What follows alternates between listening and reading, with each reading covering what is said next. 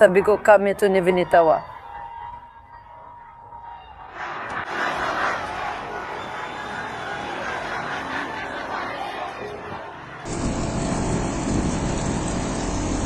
Ang mga kalsada sa Iran ay naging parang war zone at pinapatay ng rehimen ang sarili nilang mga tao sa bilis na hindi pa natin nakita noon. Sa kabila ng bala, mass arrest at death toll na mahigit 12,000, hindi pa rin tumitigil ang revolusyon. Habang tinatago ng rehimen ang death squads gamit ang internet blackout, ngayon lang nagigising ang mundo. Ang mga leader gaya ni German Chancellor Merkel ay hayagang hinulaan ang pagbagsak ng Ayatollah. Sabi ni Pangulong Trump, paparating na ang tulong habang dumarami ang aktibidad ng mga jet ng United States sa mga airbase sa buong gitnang silangan. Uumpisahan natin sa isa sa pinakawalang kwentang ulat ng revolusyon. Batay sa bagong medical na datos mula Iran, hindi bababa sa 12,000 ang napatay sa pinakamalaking pagpatay sa kasaysayan ng bansa. Karamihan sa mga pagpatay ay naganap noong gabi ng Enero 8 at Enero 9. Unang 2 gabi iyon na pinutol ang internet. Itinatago ito ng rehimeng Iranian.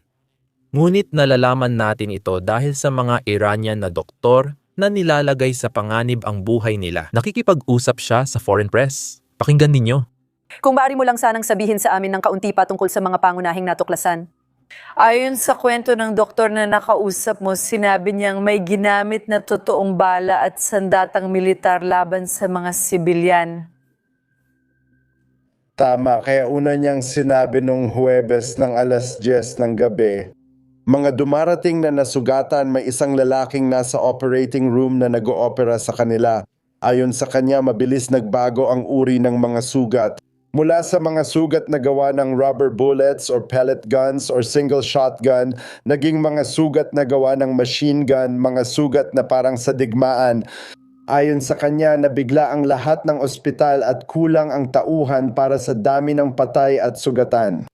Ang pangalawang issue, itinuro niya ay tila nagkaroon ng isang napakalinaw na pagbabago. Bandang hating gabi ng Huwebes, inutusan ng mga pulis na umatras at ang mga revolusyonaryong gwardiya na may mga sandatang militar at pangunahing puwersa ang lumapit sa unahan para sugurin ang mga tao. Nagulat siya sa walang pinipiling uri ng mga pinsala at sugat. Sa katunayan, naging napakalawak na ng pagpatay kaya pati ang Islamikong rehimen ay napipilitang aminin na may mga namamatay na mga Iranian. Sa kanilang state television, sinasabi nila na 2,000 katao na ang napatay sa ngayon. Karamihan sa kanila ay mga karaniwang Iranian. May pagtatalo kung ilan ang napatay dahil kulang ang impormasyon dahil sa internet shutdown. Kung ang rehimen nga ay umaamin na 2,000, ang namatay, isipin mo kung gaano talaga karami. Alam din natin na si Khamenei mismo ang nag-utos ng massacre. Ayon sa Supreme National Security Council ng Iran at opisina ng Pangulo, mahigit 2,000 pagpatay ang iniutos ni Khamenei. Alam at inaprubahan ng 3 sangay ng pamahalaan. At malinaw ang chain of command. Ibig sabihin, kung sakaling magkaroon ng International Criminal Court or International Criminal Court na pag-uusig tungkol sa mga krimen ng digmaan na nangyayari, sa ngayon, may mga dokumento tayong magpapatunay ng responsable. Ang dahilan lang kaya natin ito alam ay may isang tao sa gobyerno na naglalabas ng impormasyon. Malinaw itong senyales ng pagtalikod at simple lang ang dahilan nito. Ang rehimen ng Iran ay patuloy sa madilim na paraan para manatili sa kapangyarihan. Si Ayatollah ay nagpapadala ng death squad para hindi mawalan ng kontrol. Isang grupo ng 8 to 10 miyembro ng IRGC base ang ipinapadala sa kalsada na may utos na agad barilin at patayin ang target. Ito mismo ang dahilan kung bakit nakikita natin ang mga bilang na tulad ng 12,000 katao ang napatay.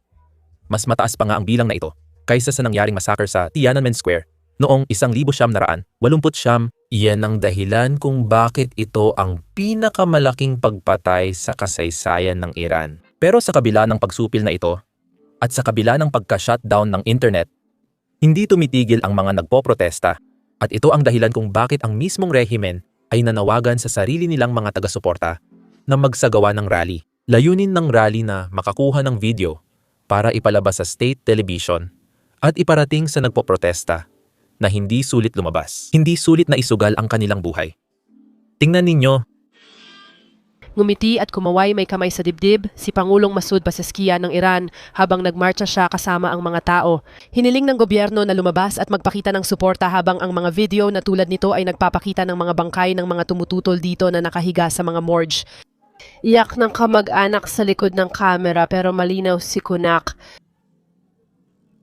Habang pumapasok na sa ikalimang araw ang internet blackout na ipinataw ng rehimen, unti-unti at maingat na lumalabas pa rin ang mga larawan ng mga bagay na ayaw ipakita ng mga autoridad ng Iran. Ang mga larawang ito, masyadong masakit at delikado para ipakita ng mga kamag-anak ng hindi malabo, ay nagpapakita ng mga pamilyang naghahanap ng kanilang mga mahal sa buhay sa gitna ng mga namatay na sobrang dami ng mga bangkay kaya ang iba ay naiwan na lang sa labas. isa ito sa pinakamalungkot na bagay na nakita ko. Hindi ko maisip ang nararamdaman ng mga pamilya pagdaan sa mga morgue at tinitingnan nila ang mga bangkay na nakahandusay lang sa lupa. Kailangan nilang silipin ang lahat ng ito, umaasang wala silang makikitang kaanak nila. Talagang nakakabaliw ito.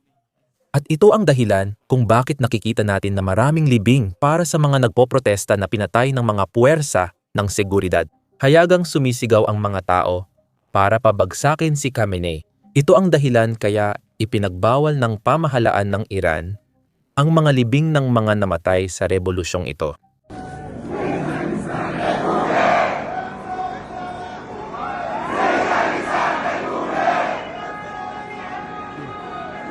Lahat ng ito ay nagpapakita na kailangan pa ng rehimen gumawa ng ganitong hakbang para hindi sila mapatalsik. Bilang na ang mga araw nito, at hindi lang ako ang nagsabi, kamakailan. Sinabi rin ito ni German Chancellor Friedrich Merz sa publiko. Siya ang unang leader na nagpredict ng pagbagsak ng rehimen ng Iran at ng Ayatollah. Maaaring ang mga komento niya ay galing sa impormasyong natatanggap niya o dahil nanonood siya ng Business Basics na video bilang subscriber. Kung hindi pa kayo subscribe, pindutin ang subscribe button sa ibaba. Malaking tulong ito sa amin. Ngayon, pakinggan natin ang pahayag ng German Chancellor. Nag-aalala ako sa balita ng lumalalang karahasan ng Revolutionary Guard sa Iran laban sa kanilang mamamayan. Sinusulit ko ang pagkakataong ito para muling manawagan sa rehimen ng mga mula na itigil agad ang karahasan. Kung ang isang rehimen ay nananatili lamang sa kapangyarihan sa pamamagitan ng karahasan, ibig sabihin tapos na talaga ito. Mukhang nasasaksihan na natin ang huling mga araw ng rehimeng ito. Ang paglisan ng rehimeng ito.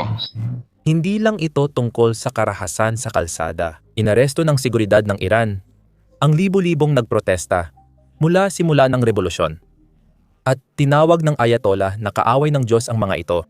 Ibig sabihin, hindi na sila lilitisin, diretso na sa death row at magsisimula ang bitay sa Enero 14.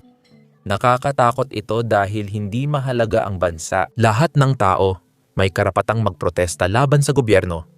Kaya pati United Nations ay nagsasalita. Pakinggan mo ito. Sinabi ng tagapagsalita ng United Nations Karapatang Pantao na siya ay labis na nabigla. Hindi lang dahil sa karahasan ng seguridad sa mga nagpoprotesta, kundi pati sa banta ng parusang kamatayan.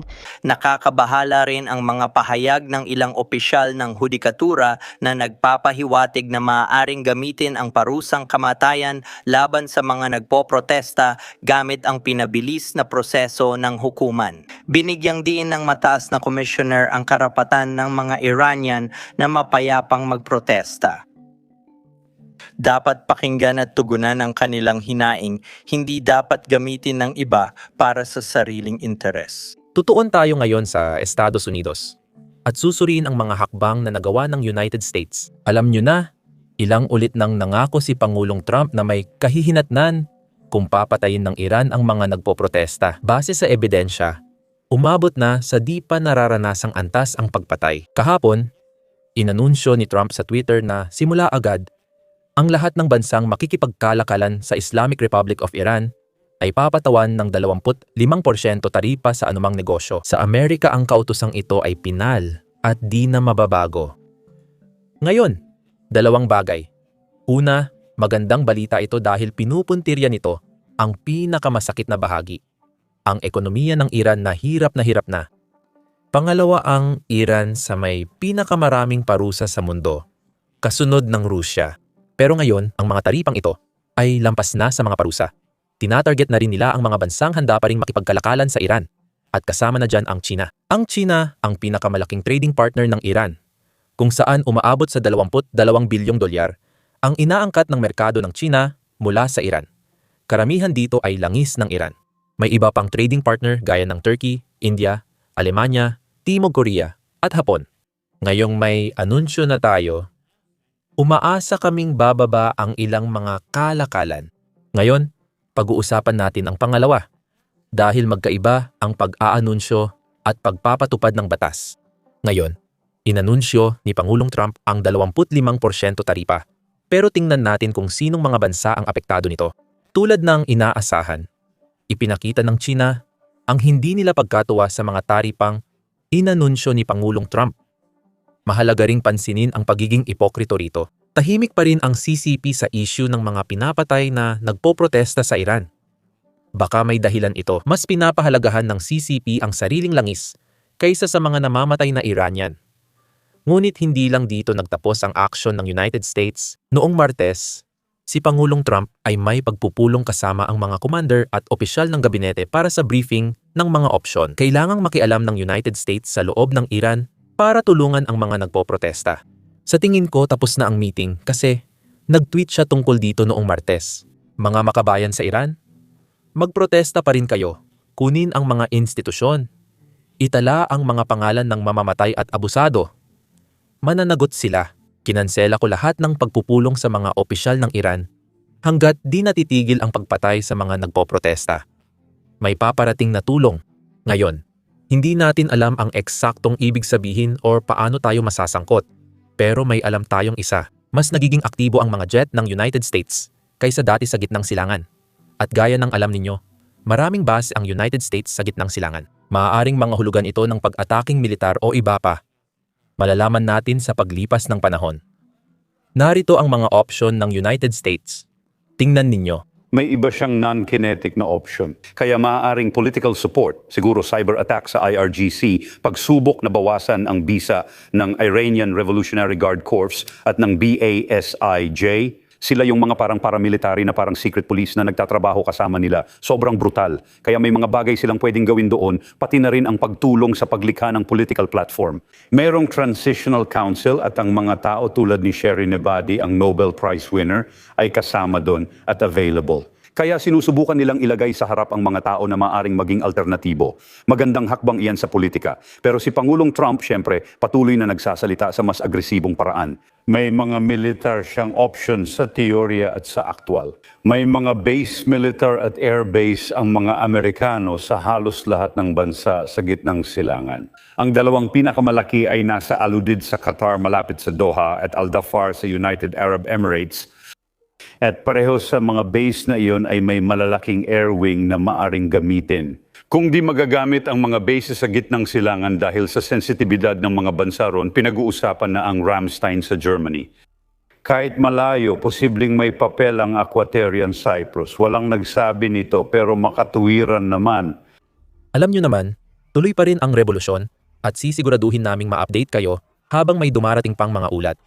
Kaya siguraduhin nyong i-click ang subscribe button sa ibaba. Ako si Sam. Magkita tayo sa next video. Isa sa mga problema sa paggawa ng ganitong video na may maraming drone strike, kahit walang nasasaktan, ay sa video pa rin. Madalas dinidemonetize o nililimitahan ng YouTube ang aming mga video. Nitong nakaraang linggo, 4 ang na-demonetize. Ang pagpapakita ng mga drone strike o kahit footage mula sa frontlines ay hindi kaaya-aya para sa mga advertiser. Kaya nililimitahan ang mga video. Ito ang realidad ng makabagong digmaan na hinaharap at tinatangkang lampasan ng mga Ukrainyano. Naniniwala kami na mahalagang ipakita ito. Kaya inilunsad namin ang Basics Insider, ang sarili naming plataforma na ginawa mula umpisa. Kaya walang limitasyon. Hindi namin kailangang i-blur ang aming drone strike. Hindi namin kailangang i-blur ang aming mga kuha sa frontline. At hindi rin namin kailangang i-blur ang pagkasira ng mga bus ng himpapawid ng Russia. Bukod pa rito, wala talaga kaming mga patalastas sa site. Sa ganitong paraan, hindi namin kailangang i-censor ang aming sarili dahil lang hindi natutuwa ang mga advertiser sa mga tinatalakay namin. Hindi namin pinopondohan ang site sa pamamagitan ng mga patalastas. Pinopondohan namin ito sa pamamagitan ng inyong suporta. Kung interesado ka sa ganitong balita, kung gusto mong mapanood ang uncensored videos, at makuha ang bonus content na di namin ma-upload sa YouTube? Sumali sa basicsinsider.com. Pwede mo ring i-click ang link sa description o iscan ang QR code sa iyong screen. Sa pagsali, mapapanood mo lahat ng nilalaman na na-upload na namin at lahat ng mga video na i-upload pa namin sa hinaharap. Bukod dito, masuportahan mo ang aming coverage at channel. Maraming salamat. Ako si Sam. Magkita tayo sa susunod.